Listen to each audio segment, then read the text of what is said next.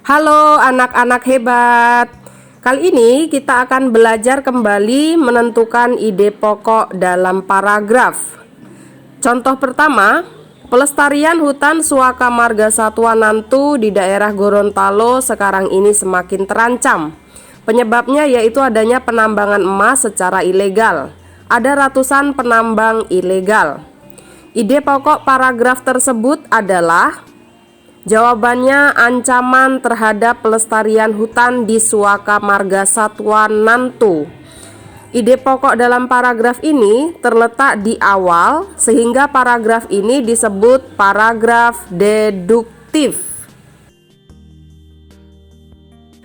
Kita lanjut ke contoh nomor 2. Festival rakyat di daerahku sangat meriah. Acara tersebut diadakan di alun-alun dekat keraton. Di sana banyak pedagang yang menjual berbagai macam barang kebutuhan masyarakat, misal baju, sepatu, dan tas. Tidak hanya barang-barang, mereka juga menjual makanan tradisional. Wah, festival ini sangat meriah. Ide pokok paragraf di atas adalah kemeriahan festival rakyat. Ide pokok ini terdapat di awal paragraf sehingga disebut paragraf deduktif. Selanjutnya kita cermati contoh nomor 3. Pohon memberikan banyak manfaat bagi manusia dan makhluk hidup lain. Pohon berperan sebagai sumber makanan, obat, dan bahan industri. Salah satu peran pohon yang tidak kalah penting adalah penghasil udara segar. Ide pokok bacaan di atas adalah manfaat pohon bagi makhluk hidup. Ide pokok tersebut terletak di awal paragraf, ada di kalimat pertama sehingga disebut paragraf deduktif. Kalimat-kalimat setelah kalimat pertama dalam paragraf tersebut adalah kalimat penjelas yang menyatakan manfaat dari pohon. Kita lanjutkan ke contoh nomor 4. Udara di Bogor terasa dingin. Kali ini dinginnya melebihi hari-hari sebelumnya. Dinginnya suhu udara di Bogor mencapai 24 derajat Celcius. Data tingkat suhu udara ini terdapat di papan informasi pengukur suhu di jalan-jalan besar di Kota Bogor. Ide pokok paragraf di atas adalah udara di Bogor yang dingin.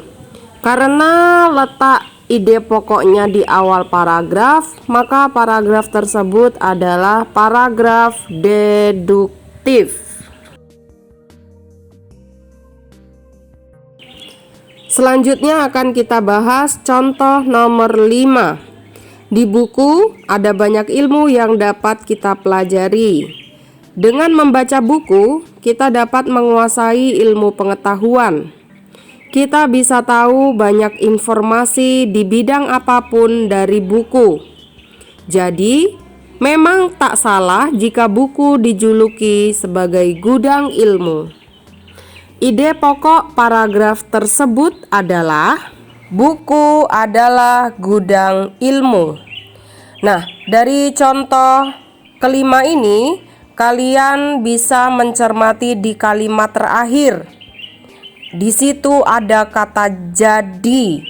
Nah, jadi itu adalah salah satu kata kunci yang menandakan bahwa itu adalah ide pokoknya atau gagasan utama atau kesimpulan dalam paragraf tersebut. Karena ide pokok dalam paragraf ini terletak di akhir, maka disebut sebagai paragraf induktif.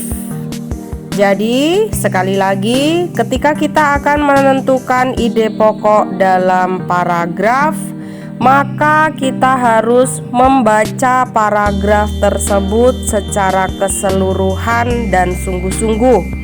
Kita harus bisa menemukan inti gagasan utama atau ide pokoknya dalam paragraf tersebut.